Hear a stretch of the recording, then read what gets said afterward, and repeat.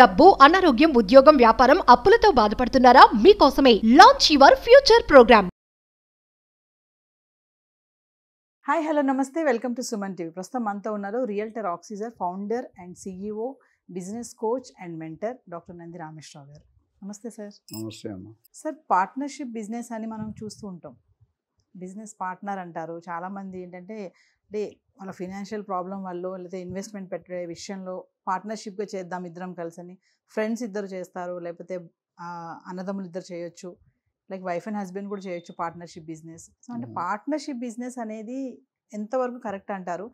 అసలు ఎలా సెలెక్ట్ చేసుకోవాలి? ఒక పార్ట్నర్తో బిజినెస్ చేయాలి అంటే ఉండవలసినటువంటి ఆ టెక్నిక్స్ ఏమన్నా ఉంటాయా సార్? మీరేం చెప్తారు? బిజినెస్ అనేది చాలా పెద్ద సబ్జెక్ట్ నవీన. ఎందుకంటే అందరికీ డబ్బులు కావాలి, కానీ పద్ధతులు ఫాలో కాం, ఎథిక్స్ ఫాలో కాం. ఒకటి కాలు ఒకటి లాగాలని చూస్తారు. నేను ఒక 1.5 year బ్యాక్ ఒక ప్రోగ్రామ్ చేశాను. మురళీమోహన్ గారు, మన జేడి లక్ష్మీనారాయణ, మీ ఫొటోస్ పంపించాను. అందులో నేను ఒక కొత్త కాన్సెప్ట్ మొదలుపెట్టిన. జేడి లక్ష్మీనారాయణ గారు ఒక డైలాగ్ చెప్పారు, ఒక స్టేట్మెంట్. నందివారు కొత్తదనానికి నాంది పలుకుతున్నారు అంటూ, ఎవడైనా ఒక కొత్త పని చేస్తే మన కాళ్ళు లాగే వాళ్ళే ఎక్కువ మంది ఉంటారు. 100కి 99 మంది కాళ్ళు లాగే చేయలేవురా, నువ్వు వేస్ట్, నువ్వు చేత కాదని చెప్తారు. సో అది అలాంటి నేచర్లో మనం ఉన్నాం కంట్రీలో. ఇక్కడ మనమే కాదు, మ్యాక్సిమం. సో యూఆర్ యునీక్ అని ఒక బుక్ ఉంది. అట్లనే రిచ్ డాడ్ పూర్ డాడ్ అని ఒక బుక్ ఉంది. ఇలాంటివి చదివితే ఆయన ఏమన్నారంటే, ఒక మురళీమోహన్ గారు కానీ, ఆ రోజు మనకి మై హోమ్ డైరెక్టర్ గారు వచ్చారు, ఆయన పేరు పురుషోత్తం రావు గారు కానీ, ఎన్ఆర్ఆర్ గారిని, ఈ కొత్త కాన్సెప్ట్లు తీసుకొస్తే చాలా మంచిది, పబ్లిక్ ఎంతో ఉపయోగం. రియల్ ఎస్టేట్లో ట్రైనింగ్ ఇవ్వడం, సర్టిఫికేషన్ కోర్సు ఇవ్వడం పెద్దగా అరుదుగా లేదు ఇండియాలో.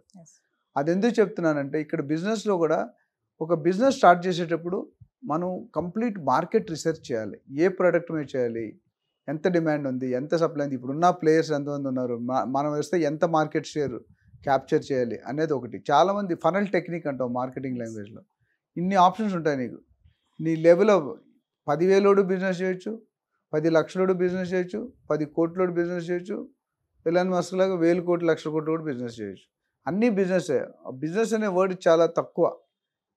సో టర్న్ ఓవర్ బిజినెస్ తాలూకు మెయిన్ ఉద్దేశం ఏంటి? మనం ఒక ప్రాసెస్ చేసి 2 రకాలు ఉంటాయి: మ్యానుఫ్యాక్చరింగ్, ట్రేడింగ్, సర్వీస్. సర్వీస్లో మనం ఐక్యూ వాడతాం ఎక్కువ, ట్రేడింగ్లో కొని అమ్ముతాం, మ్యానుఫ్యాక్చరింగ్లో ప్రొడ్యూస్ చేసి అమ్ముతాం. ఇది రకాలు. అట్లనే ఇంకా ఎంఎల్ఏ, మల్టీ లెవెల్, డిఫరెంట్ కంటెక్స్లో మాట్లాడదాం. సో బిజినెస్ మీరు అనేది ఏంటంటే పార్ట్నర్స్ ఎన్నుకోవాలా లేదా, ఎన్నుకుంటే ఎలాంటి పార్ట్నర్స్ ఎన్నుకోవాలి, వచ్చే ఛాలెంజెస్ ఏంటి అని అడిగారు. ఇది మీరు ఇచ్చిన 5-10 నిమిషాల్లో చెప్పడానికి అది సాధ్యం కాదు. కాకపోతే ఉన్న దాంట్లో ఇంపార్టెంట్ విషయాలు ట్రై చేద్దాం. సో ఒక పార్ట్నర్కి ఉండాల్సిన లక్షణాలు ఏంటి? First and foremost wave length match అవ్వాలి. ఇప్పుడు too many cooks spoil the food అంటారు. 2 పార్ట్నర్స్ ఉంటే ఒకలా ఉంటుంది, 4 పార్ట్నర్స్ ఒకలా ఉంటుంది, ఎక్కువ మంది ఉంటే ఒకలా ఉంటుంది. అంటే ఒక నార్త్ వెళ్తాడు, ఒక సౌత్ వెళ్తాడు. సో మీ మైండ్ని వాడు స్టడీ చేయగలరు, వాడు మైండ్ని మీరు స్టడీ చేయగలరు. అలాంటి వాడిని పార్ట్నర్గా పెట్టాలి. కొన్నిసార్లు వైఫ్ అండ్ హస్బెండ్ కూడా పడదు. ఇక వైఫ్ అండ్ హస్బెండ్ పడినప్పుడు బయట వెళ్తే ఎలా పడుతుంది నీకు? చాలామంది అది తట్టుకోలేక వైఫ్ని డమ్మీ చేసి పేరు పెడతారు, మేనేజ్ చేస్తుంది. వైఫ్ని, లేడీస్ని బయటకు వచ్చి డబ్బులు ఇస్తున్న తర్వాత షాపింగ్ ఎక్కువైపోతుంది, చెప్పరు. పేరుకి మాత్రం వన్ ఆఫ్ ది డైరెక్టర్ అని పెడతారు, లేకపోతే one of the partner, managing partner. ఇది డిస్కస్ చేసే ముందు అసలు తేడా ఏంటో చూద్దాం. ప్రొపరేటరీషిప్ అంటే 1 man షో, ఒకడే ఉంటాడు బిజినెస్కి, సింగిల్. అందులో కూడా ఇంకో నెక్స్ట్ వచ్చేది ఏంటంటే పార్ట్నర్షిప్లో జనరల్గా 2 ఉంటారు, ఎక్కువ మంది కూడా ఉండొచ్చు. తర్వాత వచ్చేది ఎల్ఎల్పి, లిమిటెడ్ లయబిలిటీ. తర్వాత నెక్స్ట్ వచ్చేది ప్రైవేట్ లిమిటెడ్, నెక్స్ట్ వచ్చేది డీమ్డ్ లిమిటెడ్, నెక్స్ట్ వచ్చేది లిమిటెడ్. ఇది ఒక హైరార్కీ. సో మీరు అందులో 2వ స్టేజ్లో అడిగారు పార్ట్నర్షిప్ అని. సో పార్ట్నర్షిప్లో దానికి పార్ట్నర్షిప్ అగ్రిమెంట్ రాయించుకుంటారు, దాన్ని రిజిస్టర్ చేసుకోవాలి. అది కొన్ని వేల నుండి కొన్ని లక్షల కోట్ల టర్న్ ఓవర్ కూడా చేసుకోవచ్చు ఉన్న బిజినెస్ బట్టి. సో దానికి ఒక ఇన్కార్పొరేషన్ సర్టిఫికేట్ ఉంటుంది. ఇవన్నీ సిస్టమ్ కన్సల్టెంట్ పెట్టుకుంటే చేస్తారు. ఒక పార్ట్నర్ ఎన్నుకునే ముందు వీళ్ళు మనతో ఎంతకాలం ఉంటాడు, ప్రోడక్ట్లో స్లీపింగ్ పార్ట్నర్ ఉంటాడు, యాక్టివ్ పార్ట్నర్ ఉంటాడు. స్లీపింగ్ పార్ట్నర్ అంటే డబ్బులు పెట్టేసి మీకు వచ్చిన లాభాలు పంచుకుంటూ ఉంటాడు. యాక్టివ్ పార్ట్నర్ ఏమవుతుందంటే మొత్తం ఫుల్లీ ఇన్వాల్వ్ అవుతారు. కొంతమంది డబ్బులు పెడతారు, యాక్టివ్గా పనిచేయండి. ఇందులో 3 రకాలు అనుకోవచ్చు. ఒకటి స్లీపింగ్, ఒకటి ప్యూర్లీ యాక్టివ్ వర్కింగ్ పార్ట్నర్, ఇంకోటి డబ్బులు పెట్టి working, both investment and active. So ఇలాంటి దాంట్లో మన ప్రాఫిట్ రేషియోస్ మారుతాయి. అంటే 10% ఎవరి కంట్రిబ్యూషన్ ఎంత ఉంది, రోల్స్ అండ్ రెస్పాన్సిబిలిటీ. ముఖ్యంగా రోల్స్ అండ్ రెస్పాన్సిబిలిటీస్ స్పెసిఫై చేసుకోవాలి. ఎందుకంటే నువ్వు చేస్తావు నేను చేస్తాను అని అంటే ఎవడు చేయదు. Too many cooks spoil the food అని అందుకే చెప్పాను. మరి ఎక్కువ పెట్టుకుంటే వంట మరి తినలేము మనం. సో ఇక్కడ పార్ట్నర్షిప్ అదొకటి చూసుకోవాలి. వాళ్ళు ఇన్వెస్టింగ్ పార్ట్నరా, యాక్టివ్ పార్ట్నరా, లేదా రెండు పెడతారనేది చూసుకోవాలి. అండ్ స్కోప్ ఆఫ్ వర్క్ని డిఫైన్ చేసుకోవాలి. నేను మార్కెటింగ్ చూస్తాను, నువ్వు ప్రొడక్షన్ చూడు, నువ్వు ఫైనాన్స్ చూడు, నువ్వు హెచ్ఆర్ చూడు. అట్లా ఎంప్లాయీస్ వేరు, పార్ట్నర్షిప్ వేరు. పార్ట్నర్షిప్ అంటే నార్మల్ పార్ట్నర్ ఉంటాడు, మేనేజింగ్ పార్ట్నర్ ఉంటాడు. ప్రైవేట్ కంపెనీలో మేనేజింగ్ డైరెక్టర్, మీ బాస్ ఉన్నాడు CMD, chairman cum managing director. ఒక్కొక్క కంపెనీలో వాళ్ళు బిజినెస్ పెట్టి వాళ్ళు పెట్టుకుంటారు. అంటే ఫైనల్ అథారిటీ సిఎండి అంటే ఇంకా ఆయనకు మించిన అథారిటీ ఉండదు. కింద డైరెక్టర్స్ ఉండొచ్చు, ఎగ్జిక్యూటివ్ డైరెక్టర్స్ ఉండొచ్చు. అట్లా పార్ట్నర్షిప్లో మేనేజింగ్ పార్ట్నర్ వేరు, పార్ట్నర్ వేరు. మేనేజింగ్ పార్ట్నర్ 1 స్టెప్ హయ్యర్, అంటే ఎంటైర్ షోని మేనేజ్ చేస్తాడు. రేపు పొద్దున ఏదైనా అయినా ఫస్ట్ ఆయన లోనే వేస్తారు అక్యూజ్డ్ 1 కింద. ఇందులో రకాలు ఉన్నాయి, అడ్వాంటేజ్ ఉన్నాయి, డిసడ్వాంటేజ్. పవర్ మేకింగ్లో ఎంత అథారిటీ ఉందో రిస్క్ టేకింగ్లో కూడా అంతే అథారిటీ ఉంటుంది. Next point trust. మీ ఒక పార్ట్నర్ ఇంకో పార్ట్నర్ నమ్మాలి. ఎగ్జాంపుల్ ఎట్లా అంటే, సపోజ్ నేను రియల్ ఎస్టేట్లోనే ఉన్నాను, ఒక పర్మిషన్కి వెళ్ళాలి. నేను పర్మిషన్కి వెళ్ళినప్పుడు మనం అఫీషియల్ ఫీజు ఉంటుంది, అన్అఫీషియల్ ఫీ ఉంటుంది. అన్అఫీషియల్ ఫీకి ఎక్కడ రిసిప్ట్స్ ఉండవు. 1 లక్ష రూపాయలు ఇవ్వాలి XYZ పర్సన్కి. ఆ 1 లక్ష రూపాయలు ఇచ్చిన దానికి ప్రూఫ్ ఉండదు. నేను 1 లక్ష ఇచ్చి 2 లక్షలు ఇచ్చానని చెప్పొచ్చుగా. నేను కంపెనీని 2 లక్షలు తీసుకొని నేను 1 లక్ష ఇస్తాను. ఆ 1 లక్ష ఎవరు గ్యాప్ చేస్తాడు, ఆయనకి 2 లక్షలు అని చెప్తాను. ఆయనకి డౌట్ వస్తుంది. డౌట్ వచ్చినప్పుడు బెనిఫిట్ ఆఫ్ డౌట్లో ఇంకా రీసెర్చ్ నిఘా. నన్ను ఎవరో చెప్పారు, ఏసీబీ ఉమామహేశ్వరరావు గారు 6 నెలల ముందు ఇన్ఫర్మేషన్ ఇచ్చిందని నేను ఎక్కువ తీసుకుంటానని. ఆయన నిఘా పెట్టి ఈరోజు అరెస్ట్ చేశారు. సో అట్లా డౌట్ రాకూడదు. డౌట్ వచ్చిందంటే ఇంకా వైఫ్ కంటే దారుణం ఉంటుంది పరిస్థితి. వైఫ్తో కొద్దిగా మేనేజ్ చేయను, పార్ట్నర్తో మేనేజ్ చేయలేం. మీకు అర్థమవుతుందా? సో అదొక ఇంపార్టెంట్ పాయింట్. తర్వాత commitment towards the work, dedication, commitment. అంటే ఫుల్ టైం చేస్తాడా, పార్ట్ టైం చేస్తాడా? ఒక పార్ట్నర్కి 4-5 బిజినెస్ ఉంటాయి. ఈ బిజినెస్ టైం ఇవ్వకపోవచ్చు. టైం ఇవ్వకపోతే ఈయన ఫీల్ అవుతాడు, నేను ఎక్కువ కష్టపడతాను, నీకెందుకు 50%. జనరల్లీ 2 ఉంటే 50-50, 3 ఉంటే 33 అట్లా పెట్టుకుంటారు. లేదా 20-20-40 సమ్ రేషియో పెట్టుకుంటారు. అదొక పాయింట్లో ఇబ్బంది వస్తుంది. తర్వాత ఓవరాల్గా తక్కువ, మనం స్టార్ట్ చేసినప్పుడు కూడా బిజినెస్ తక్కువ ఉంటుంది అమౌంట్.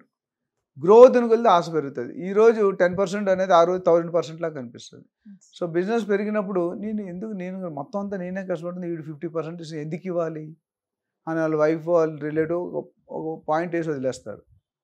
ఎస్పెషల్లీ అన్నదమ్ముల్లో, అక్కచెల్లెల్లో, ఫ్యామిలీస్లో ఎక్కువ జరుగుతాయి. అందుకని పార్ట్నర్షిప్ చేస్తే నాకు తెలిసి ఫ్యామిలీ మెంబర్స్ కంటే బెటర్ గో విత్ ఫ్రెండ్స్.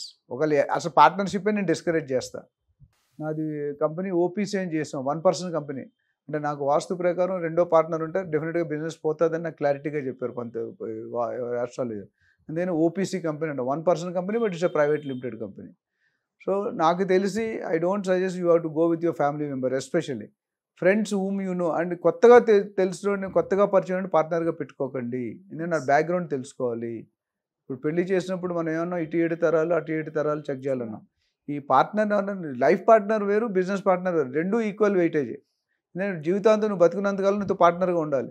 అడుగడుకు నేను డౌట్ చేశాను అనుకోండి, you cannot survive with him. So ఎప్పుడైనా పిలిఫరేజ్ అంటావు, ఒక బిజినెస్ పెడితే చాలామంది మనకు తెలుసు ఆ డబ్బులు తింటాడని తెలిసి కూడా వాడినే పెడతారు. ఎందుకంటే వీడైతే తక్కువ తింటాడు, వేరేవాడైతే ఎక్కువ తింటాడు. అది మనం ఖర్చు, బిజినెస్ ఎక్స్పెన్సెస్ కింద రాసుకోవాలి. వాడు తినేస్తున్నాడు, పర్చేజ్లో సగం మింగేసాడంటే ఇంకా ఎవరికి వెళ్ళినా మింగుతాడు.